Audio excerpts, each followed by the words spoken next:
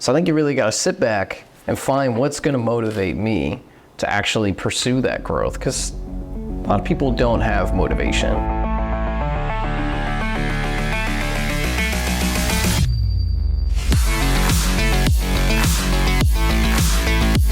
This is the Healey Brothers Show. So today we're on another episode of the Healey Brothers Show, our podcast. So we're going to talk about kind of a plethora of things, like a lot of different stuff, some business tips, some car-related stuff. Like it's kind of going to be all over the place, but very natural. So I think something that's really for the listeners, and I think you do a great job with this. I think if you watch your social channels, like you find a great way to balance your personal and your professional growth. So what are some tips, and even I guess you can say your business and career journeys, what are some tips that you can give our listeners of how they can balance that professional and business journey type of lifestyle? So first off, when I do my professional and business, obviously when you see it on social media and stuff, that is me. That's fully me. Healey Brothers, I want to be a part of me. It's part of my professional life. I want people to see Healey Brothers. I want them to see about my life, but it's one for me. The Healey family, the Healey business, that's part of my personal life. I live, breathe, and love it. So that's why I don't kind of separate both. It's how I go about my day every single day. So that's one thing I do. And when you have your own family business, I think you could really understand that it's one. Personal life and business life is one thing, and that's something I truly believe in. And I think any person that does have a family business will see as well. So I think that really will be for someone who might not have a family business. Yeah. So maybe, I guess, to kind of put it on the same breath is like they need to find something that they love, not just as their professional life, but that they can love as a part of their personal life. Like kind of find something that you can mix with the two. Because some people go to work and they hate their job. Yeah, so that's I highly don't stagnant. Like it's going to be hard to grow in either your personal or your professional life if you hate your job. So obviously for you said you live and bleed like Healey. I live, breathe. So I guess really if people want to find the way to perfectly balance their personal and professional growth, like they need to find something that they can live and bleed during the daytime and during the nighttime. And then they can find like the best of both of them. Yeah, so first off, you have to find your passion. I'm a true believer if you don't enjoy it. I know there's some days you don't enjoy work, and there's hard days for me. And you have to battle through, and it's what you have to do as a human being is battle through and be resilient. So, but you have to find your passion, find what you love, and then you find a career. So it's also on the business's job too to help you with that career path. Map it out for that say new employee or someone that's coming from a different location or moving here. It's on the employer and also the person to ask the right question. What's my career path? Where do you see me in 5, 10, 15 years?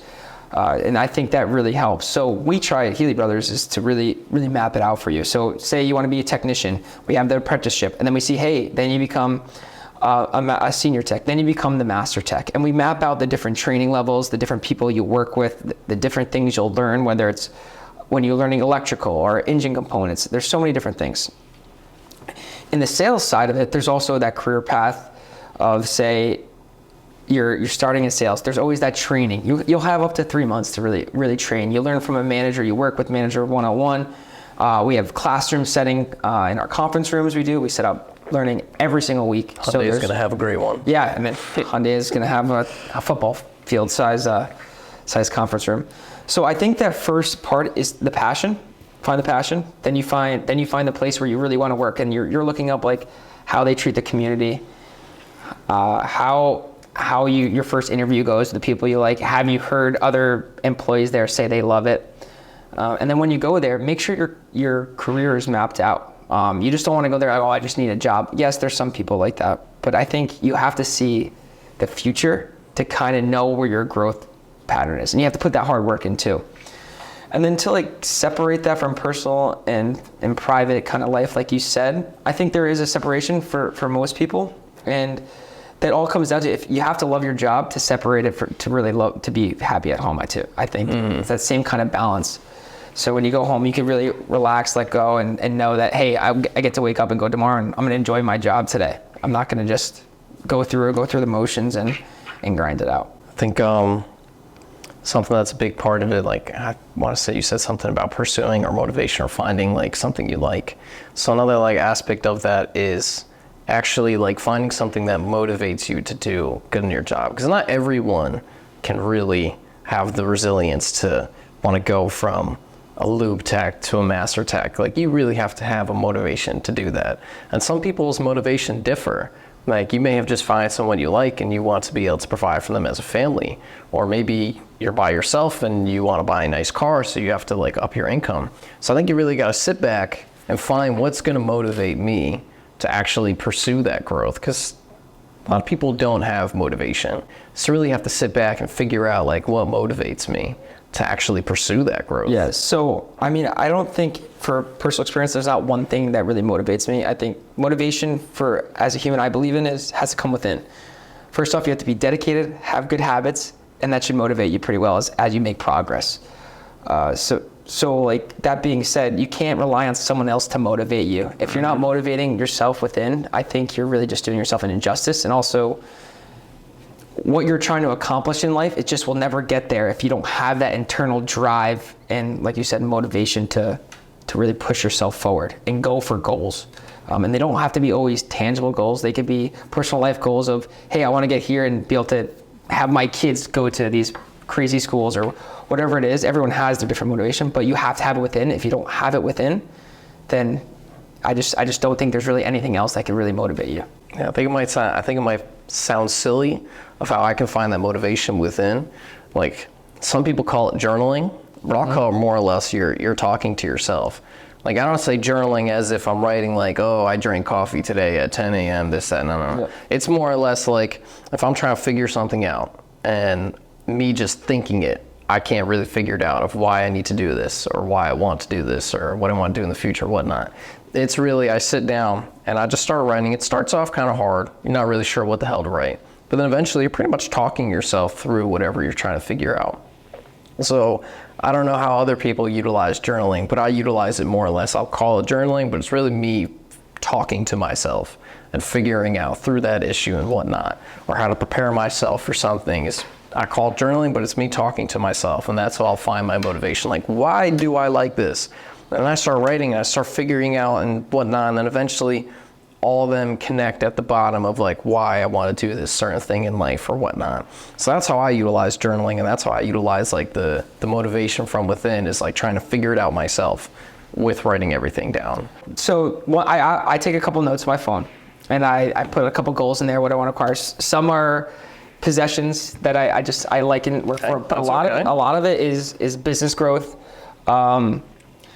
Getting married is another big part of it. Having a great life, starting a family, those are very, very important goals to me, and I'm starting that process because I want the best for my family.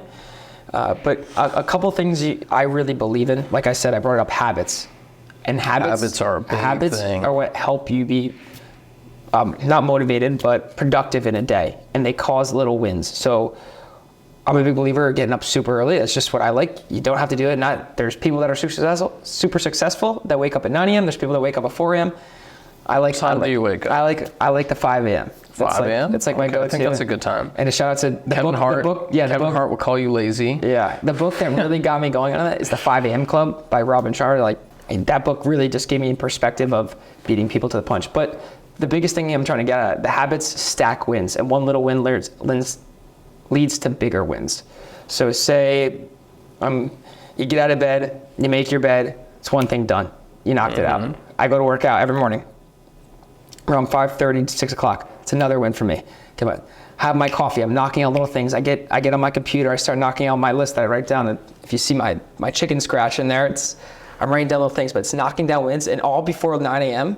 And this sounds generic from some of the other gurus and stuff like that, but it actually does work. I truly believe in it. My brothers believe in it now. I have a chart with you're saying the small wins thing. Yeah. I wish I could remember what each thing, it's broken up into 4 squares. So obviously at the top, you would break it down. It's like those are bigger projects. They take a lot of time, but they're a big win. Yep. But they take a lot of time. But then that little one at the front is small wins. So if I write down my to-do list, I write down whether it's a small win or whatever, a quick win type thing. Because those are things like you're saying, just making your bed, drinking your coffee, working out, and you can knock those out pretty quickly. Reading 10 pages in a book is another big one for me. You can knock those out pretty quickly. So if I write my to-do list down, the bigger projects are always at the bottom. Because if I can get those small wins done first, it's like a motivating thing, and you feel good about yourself. You're stacking wins. You're like, okay, I could do this. So I wish I could remember the exact chart. I have it saved on my iPad, like in a picture. And every day it's not going to stack you. up like that. There's other kinks in it, and there's stuff that goes on, and I understand that. But it's about getting back on that horse, and then for later in the day, after you're stacking these wins in the morning, and then you move on. The harder things that come on, you're ready for them. You're ready to take it on. You're mentally prepared. And this is how you stay motivated. It really just comes down to dedication, habits to really stay motivated within. And like you said, when you bring it back to motivation, it's so crucial to have those. And I'm just a true believer. Some people say it doesn't matter, but I think it does. It's the early riser, good habits, dedication, and stacking wins, and you could really produce and be motivated every single day, not just for yourself, but for your family and getting stuff done for business, your career, and you could just rocket ship your career with that.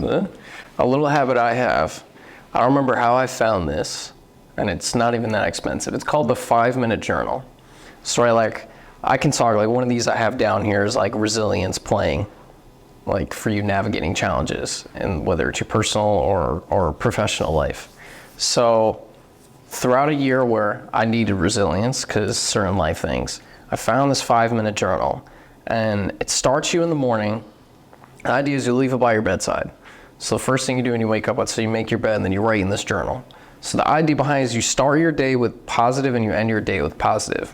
But the positive things are stuff you can keep in control. Like one of them is you write down like a daily affirmation in the morning. You write down 3 things you're thankful for, which I think one thing everyone should be thankful for is like, I'm alive today. People might find that silly, but like tomorrow's never promised. You should find that, you should be thankful for that. Yeah. So I think in order, it's you write down the 3 things you're thankful for, you write down daily affirmation, then you write down 3 things that you would like to accomplish today. But it has to be things that you're within control. Like you can't write down, I want to meet Kevin Hart today. Yeah. That's not within your control. You can write down something as simple as, I want to have coffee today. So now you stay on positive things. You're not even thinking of any negative things that might come on. And then at nighttime, it's the same thing. You get in bed, you write in the journal, and it has you write down 3 things that, what was it? I think 3 things from the day that you enjoyed or something. And then I think it's something like something you learned today. So the idea is it keeps you always on the positive. So it gets you to wake up not worrying about negative things and to think about stuff that's within your control. So the to-do list falls with a part of that. So if I know something's on my to-do list, that'll be something that I write down that I want to finish today. So that's why I start my morning with that. And then the same thing at night. Like you get to write down, what did I accomplish today?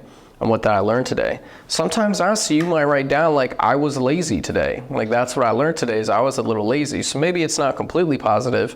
You can find something positive in it because I need to grow from that laziness that I might have had around like 2 to 3 p.m. As long as you're not doing it over and creating bad habits, because if you do that more than once and twice, then it becomes a habit. And when you start creating bad habits, that's where you have an issue. So the thing is about, hey, I mean, I have my bad days all the time and lazy days. It's about not doing 2 days in a row. It's about getting back on that, like I said, back on that horse and knocking out the stuff you're supposed to get done and also the stuff to grow. And I think back to the to-do list, one of the guys I listen to, Bedros Keuilian, he calls it the get shit done list. And he goes out every morning. Maybe I'll change the name of my book to the get shit done. He gets it up every morning. And he's a pretty hard guy. He's good to listen to. If you need a little jolt of motivation, he's always good to get your head right in the morning. And he's just going through his list every single day right before he works out, just get the get shit done list. So I think that's a phenomenal thing to do. Mine's more of a little messy notes or my reminders in my So I used to actually phone. like physically write it out, but I'll be honest, I recently got an iPad mini to do it because I don't know. It's like That's how my brother takes notes too. It's like digital now. So I got an iPad mini and it's like an app that gives you like, you can build different journals in it. So I have a to-do list in there. I have a journal. I have like Healey work notes. I have a digital and social overview book in there. So I can like switch between the different books. And I think you'll see it. Look at my reminders. My reminders are crazy. Like, oh, my dad loves the reminders. So simple ones I put in there daily, like, and I have them like stuff to get done. He lives on them for as simple as thing as like replace AC filter. Yeah, I have workout, learn every day, so I make sure I read every day. I have, because I'm really into real estate, and Healey Brothers has the real estate. Is like studying some real estate, learning about it more, learning about leases because we're going through all that stuff. But And simple things like get with Brian Gingold and do a tech recruiting page. It's something to remind me because I think that's very important to recruit. Like sometimes Healey struggles with recruiting. Especially technicians. These reminders and these to-do lists, I think they're also crucial. You shouldn't stuff everything in your brain and just try to write it down. It also keeps you on task better when it's written and put down on paper or technology. What's something I love is when I start to write the next day, because obviously you flip by page. Like if there's something you didn't finish the day before, and then you're writing it down the next day, that pisses me off. Like if there's really something that I should have gotten done like that day before, and now I'm writing it on my to-do list tomorrow, it pisses me off. So I think my biggest thing for motivation, resilience, and getting through stuff is as simple as writing stuff down. Yeah. Writing stuff down has changed a lot for me. Like it's a big thing. I couldn't agree more. I think it's a phenomenal habit to do, and it keeps you structured too. Structure is a good way to put it. Yeah. It keeps you structured, organized. I always harp on that in the meetings too. Structured and organization keeps your tasks on hand. That's a big thing. So now, if you want to talk about exactly what you do here at Healey for you and your family, and why your habits are so important for the organization. So yes. What is your role? So my main role is marketing. So I handle the CMO, and I kind of grew into that role. We didn't really have one, and when I first started, I went through the roles of the dealership, kind of learning the ins and outs. So I started in service, then sales, and then I went to dealer school, learned all that stuff, got to learn under one of the best, which is a role model to me, and also I would say can't think of the word right now, but John Kerner literally taught me the way. Like I was always with him. Mm-hmm. And I think you could ask dealerships across the country, and they probably heard of him and say he was one of the best operators. So also I have my dad and my Uncle Paul as well, and they're phenomenal operators to grow this business. But so what I do on day to day is marketing. So that whether it's traditional marketing like mail and TV, which we don't do much mail, it's like maybe once a year. To explain that difference, and people will be like, oh, why are you still doing mail? We live in a little niche area of the Hudson Valley, and people have mailboxes, and they still check their mail, and they love it every day. My 80-year-old grandpa didn't get mail. He'd be lost. And then also we have like a TV, which we do studies on Spectrum, so don't worry, we do study Spectrum to make sure people are still watching it. And then, but then we have our digital, which is a big part of our spend. So we have the social media, we have the connected TV, OTT, digital ads, AdWords.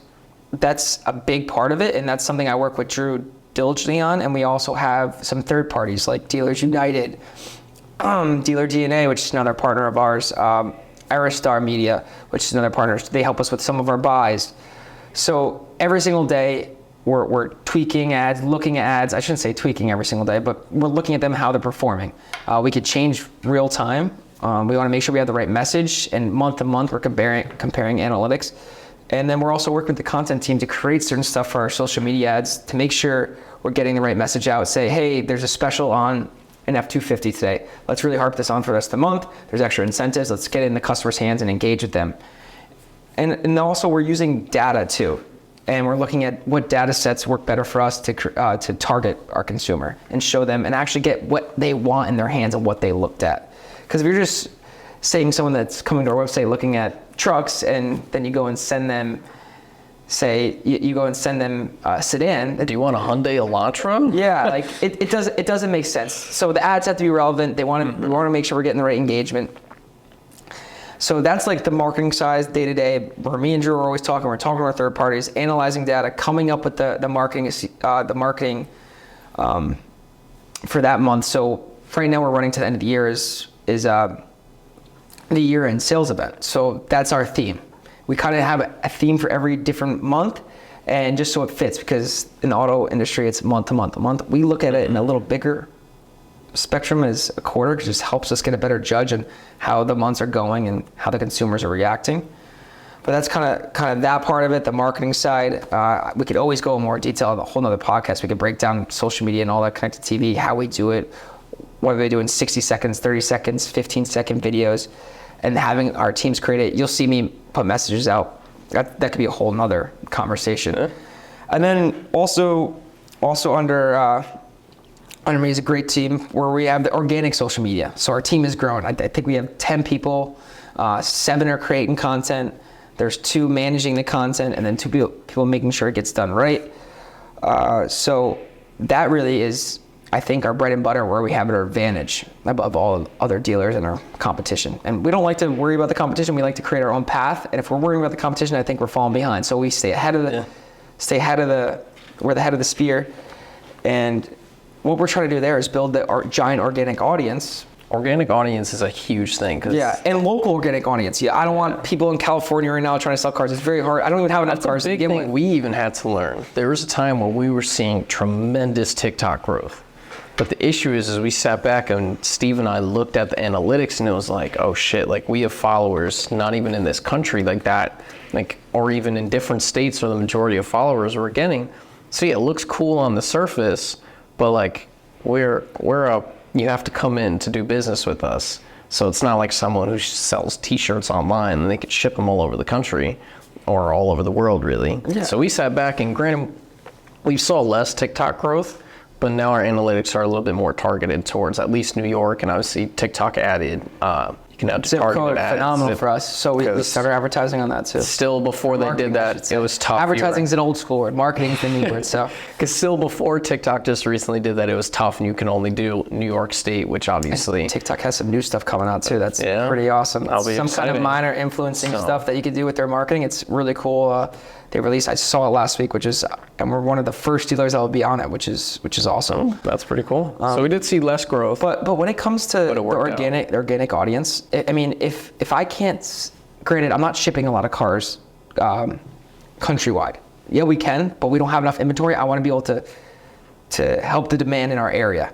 So that being said, I don't want 7,000 followers from, say, California or the middle of the country or from another country. So that's why we have to keep it. We have to make sure we have the right hashtags, right tags, and we want our local community. I'd rather have less followers and it all be from Dutchess and Orange County than from all over the place. It just, you have to know what you're doing. You can't just be shooting and trying to grab a big following if you're not distributing all over the country. It has to be to Dealers United helped us understand that a lot, where it was just like, with the business you guys are in, you can't worry about that mass number of followers. You have to have it local just because of the business you're in.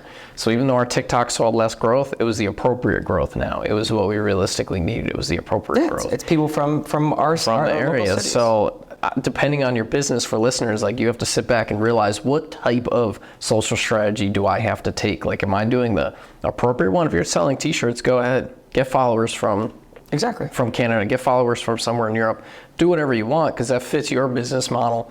But for us, that didn't fit. Like, we can't ship a car to the UK. Yeah, like, that doesn't work for us. No. So you just have to sit back and figure out the right strategy for your business.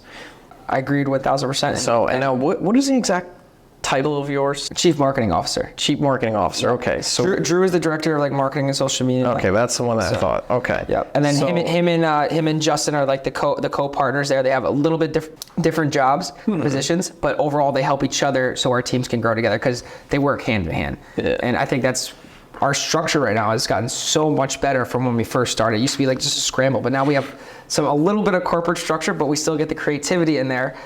Which is nice with how it works, and we get a lot out of it. We're producing a lot. So can we be better every day? And do we have our bad days? Yes, but it's about being better every day, growing. And we talk about this on a weekly basis with the team. So with, like, those meetings and with your position, can you talk about the evolving trends in leadership styles? Because I'm assuming they have changed drastically, not just over the last 10 years, not just the last 5 years, but even just the last couple of years. I think probably COVID changed a lot of that because you have different styles of employment now with COVID. So what would you say is like an evolving trend in leadership? So I think there could be different types of leaders. I would like to call myself a little bit of a hybrid of, I can be stern, but I also want to know each employee. I think that's one thing that some leaders miss is every employee is different. Employees react to different things. They are motivated by different things, like you said, we talked about earlier. And if you don't know each employee, like Drew is different than Andrew. And I know what motivates Andrew, I know what motivates Justin, I know how much I can push certain people the certain way, I can get on people a different way. And as a leader, you need to know your people. And if you don't know your people, you're doing a disservice to them and to the company. So that being said, like, you also, becoming a leader is yeah, they always say like you're born a leader. Yeah, I think some people come out and they're just so locked in and they can lead anyone, they can lead an army or whatever it is. But you can grow into a leader. So whether that's come from learning books, self-help books, learning leadership books, reading business books. Like another one I just read was a book by Jeff Bezos, the blueprint of him, and it was phenomenal. It's how he communicates as a leader. I was starstruck at how he does things, how particular he is. But also having the right role models as well, and you see their leadership skill, you see different people's leadership skills. You always have to be willing to learn, and that's how you become a better leader. Am I the best leader all the time? I don't think so. Am I the best leader in the world? No, but I think I'm constantly trying to improve myself to help our team and our business grow, which is the most important thing. So that's really, I think, where you're at with leadership styles, and is you have to have a fine line of knowing what to do and knowing your employees to really get the most out of them. Okay. So it really comes down to an understanding and playing both sides of it. Sometimes you have to be stern. Sometimes you don't. Yeah, you'll see me be stern. I can be Sometimes stern. when you're stern, I feel like honestly, the majority of our team might finally get more things done. So I think being stern sometimes is a very positive. Yeah, and I think another big thing is you can be stern to a group because everyone carries everyone, and certain people are trying to make up for other people's things, and that's why you be stern to a group. But if someone's messing up on their own, it's you taking them in and be like, hey, what's wrong? Are you off today, or is something going on? Like you got to understand, you got to feel for that person, because who knows what's going on at home? Sometimes it carries over. So that's why I say, like, Gary Vee's big on it, and I really like listening to him on it, on being leadership and understanding each employee, because really people are so different. If you're not understanding them, I think, like I said, doing disservice to them and doing a service to us. And maybe it's training too. Like someone's trying to like kind of guess stuff, but if you take some time, do some training with them one-on-one, be like, hey, this is how we do it. This is the structure, and mapping out what to do. Like we put out the playbook that kind of has a map out. We have the checklist. You're mapping out, you're making life easier for certain employees so they can learn and make sure they're productive every day, and also helping our team and company grow and building the Healey Brothers image. So I think that's very important, and that goes into a lot of leadership and getting stuff done. So I think this can lead in perfectly to like communication, because like you're talking about like getting to know employees. That's a form of communication. But now obviously there's totally different forms of communication. There's communication between Steve and I. There's communication between especially with the young guns. It's all different kind of communication. I'm trying to figure it out though to make us work like perfectly. For instance, last night was great. Like I talked to Dan at like 6:30 about something with YouTube because it went up onto a certain playlist and it ruined the way like our page worked. But like if I didn't catch it and I didn't message Dan, like it would have just stayed like that. So like why is it that you always harp on us for communication? Like why do you find that so important, and why should our listeners learn that if they're running a business that they should really learn the roots of communication? One thing that I think is important that leaders should do is always try to create other leaders in the room and help them grow. So if someone wants to grow their career and become a leader and you see them, you have to make them thrive and push them to do that. Don't be ever scared as a leader that they're going to take your position or do better than you. I think I'm the biggest leader. If someone's better than me, I swear I will move out of the way and let them. Like I know it's a family business, but I know I'm not going like. It's a little different, but you have to understand the better that person does for your team, you look better as a leader too. And you got to create them and let them grow. Some leaders I feel like, and I see like they always want to just keep someone where they are. Meanwhile, they could actually make the team grow and the business grow. And I'm just saying for Healey, like just you first. Let's start a podcast. Let's try new things. You're becoming your own little leader and leading the podcast, which is amazing to see. And why would I ever want to hamper that? So that's a big thing, is leaders need to create other leaders and promote it as well. So now on to communication. Communication is crucial for survival in business. And I see small things when people don't communicate. You see when our team doesn't communicate within, there's downfalls. There's double posting, or hey, we created the wrong thing, we didn't listen. Not posting to pages. Not posting to certain pages. And I know sometimes you don't think it's important, but it is crucial to grow. So why I harp on communication is because it alleviates simple mistakes of just asking simple questions. And we have text messaging, Teams, everything that could be instantaneous. And another reason why communication is so key, like if you don't know, don't guess.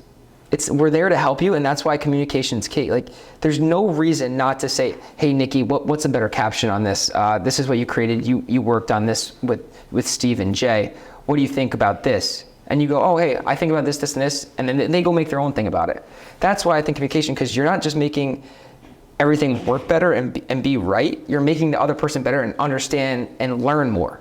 So that's why communication's key, and it takes 2 seconds to do. And even when, it's like me going and signing a new marketing deal with this company and not asking my cousin Brian or JK, like, oh, what do you think about this? And just going and deal. Like, you have to ask and communicate because it takes a team effort to get stuff done. So basically it alleviates issues. Yeah. That's the biggest part of issue, and it helps you learn too.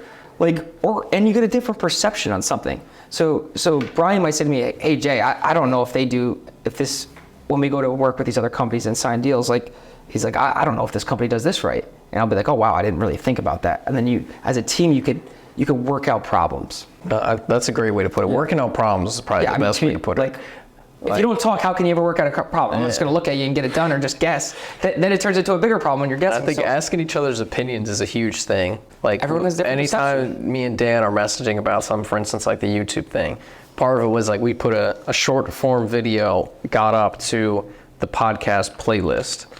So now the way YouTube works, because YouTube's podcast format is a little bit different than the others. So it doesn't, I don't know why, but like it doesn't put, like, let's say your profile picture for your podcast. Every week when the new episode goes up, it puts the thumbnail for that new episode. So now when the short form video went up, it took away that thumbnail from the new episode, and it was just a video of a short form. So it ruined that, like, format a little bit. But it's not like when I just messaged Dan, it was like, take this down. It was like, do you feel that it's appropriate to have, like, the last episode up, or should we put the short forms in? So it was like an opinion-based conversation, and then we got to a middle ground of what we understood was correct. So that's where the communication came down, to try and make sure that was correct. Your problem solved. And what did it take you, 5-10 minutes to do?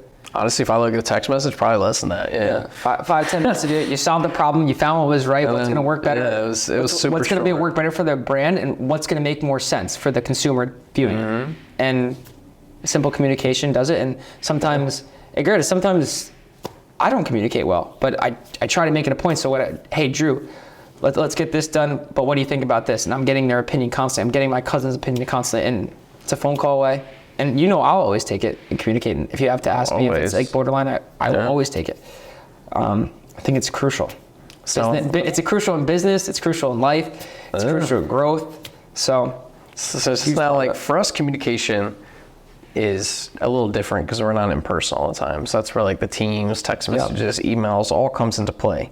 So with that, the reason why I say that is because how do you feel like the addition, because we're all hybrid. Some of our content managers are really full remote. So do you think, like, the addition of those hybrid and full remote employees have, like, negatively or, like, positively impacted Healey? I mean, so I think Forbes just came out with a study that actually remote/hybrid works better for companies. Granted, I think it's different for every person.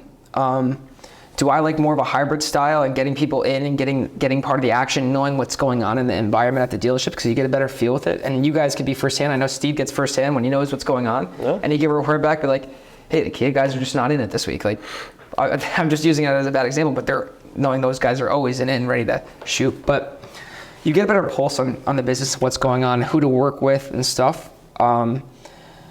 But like I said, I think it's the way of the world. You're never gonna get everyone in, and it depends on the job as well. So granted, we can get people from all over being a content manager, because you really don't have to be in the store. You have to kind of know about Healey Brothers, learn about Healey Brothers.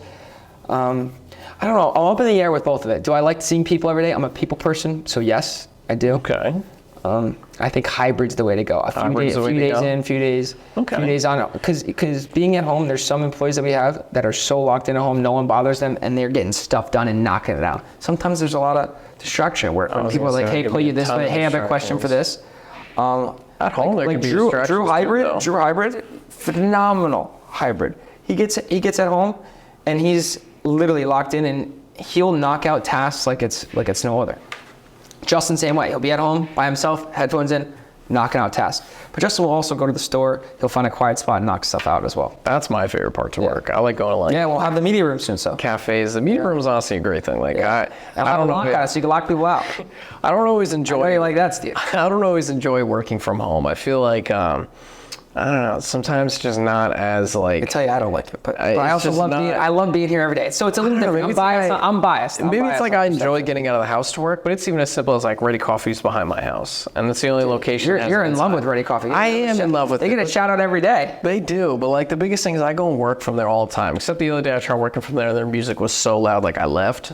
But So you can have a talk with the owner since Yeah. you're there every day. Favorite customer. for me, it's like I enjoy getting out of the house and it's close to my house. But like if I go there, like I'm super productive from there.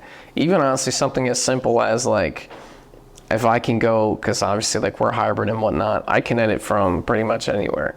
So like you say, like I think part of the media room is we have some employees that edit in their cars. I've edited in my car before, or somewhere with a nice view. Like if I can go down to like the Mid-Hudson Bridge and like go edit down there, like I find that more enjoyable than editing at home. And for other people, like you're saying, like in the store, maybe distracting with people and everything like that. You sometimes get. I think home can be distracting for people because you're home, like you're in your comfort zone. Yep. There's a couch over there. There's, I don't know, let's just say you like to eat a lot during the day. Your fridge and your pantry are down there. Like I just feel like home can give you like a lot of distractions. So I feel like There's so many different. you have to perceptions. decide what works best for you. So for me, like, I don't know what it is. It's not that I get distracted by things, but like, I guess I just don't like being home all day. So that's why I try and find somewhere else to work. Yeah, I mean, it's like I said, it's different perceptions. It's different feel for everyone. One thing from hybrid working from home, you can get a different pool of talent sometimes. So you can get someone from a little further away that you don't think you would have got. Saying that really understands social media, like saying they can create ads for you. But then again, do they really know your market as well? Mm-hmm. So that's you gotta kind of balance it.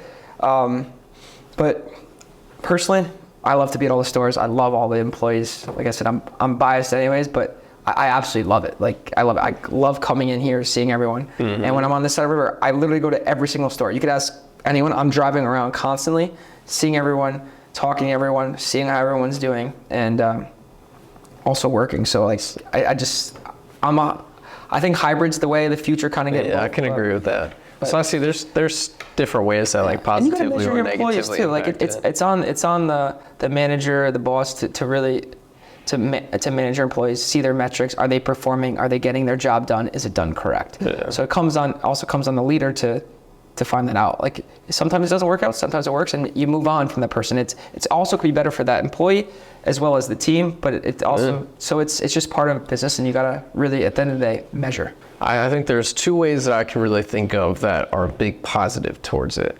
One is I can work at whatever time of the day. So like I work really late sometimes, like because I don't really care. I know I get your message. But like it works for me. Like I work late at night. Maybe sometimes I'll take a longer break during the day, and then I work like till a decently late time. But that works for me. If I wasn't able to be hybrid, I can't be in the store at like 9, 10 o'clock at night. But I can be at home at my desk at 9, 10 o'clock at night.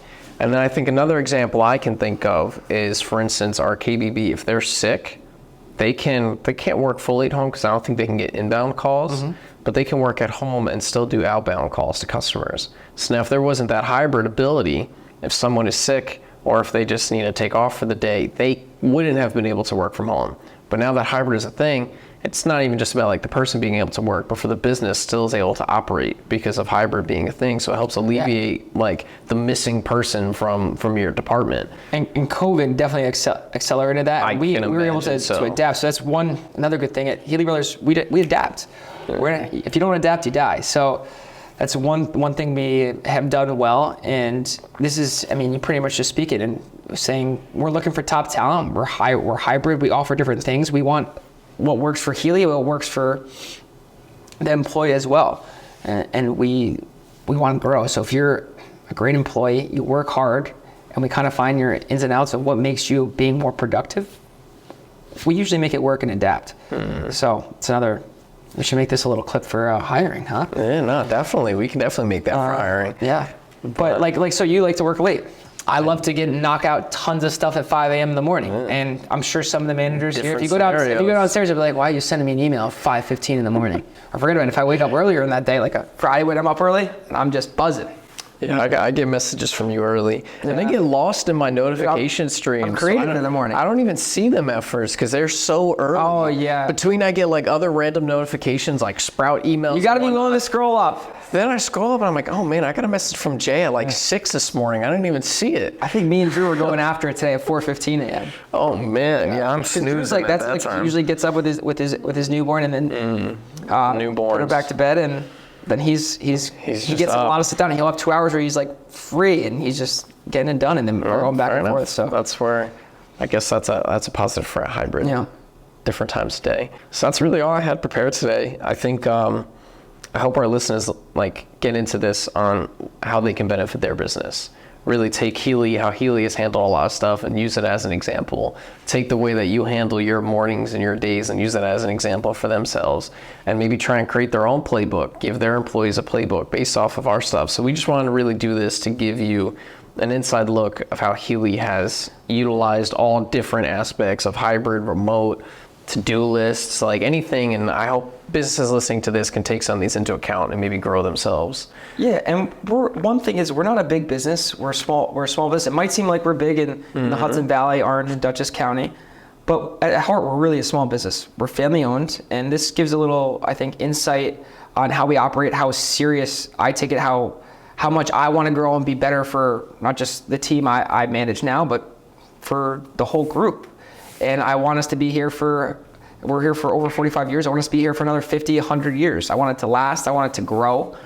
And the local businesses that we do business with a partnership with, maybe they get a little look inside like, oh, wow, that's how Healey does it. Maybe we could do more partnerships with them and stuff. So I think it was a great episode, and you get a little feel of how we do it, and what we think about it, and how sacred Healey is to me and how important it is to me. So Cool. That's really it. all right, that was a good one, Nicky. Yeah. That was a real good one. I like that one. Thank you for tuning in. Don't forget to like, comment, hit that subscribe button, and follow us at Healey Brothers on all social platforms.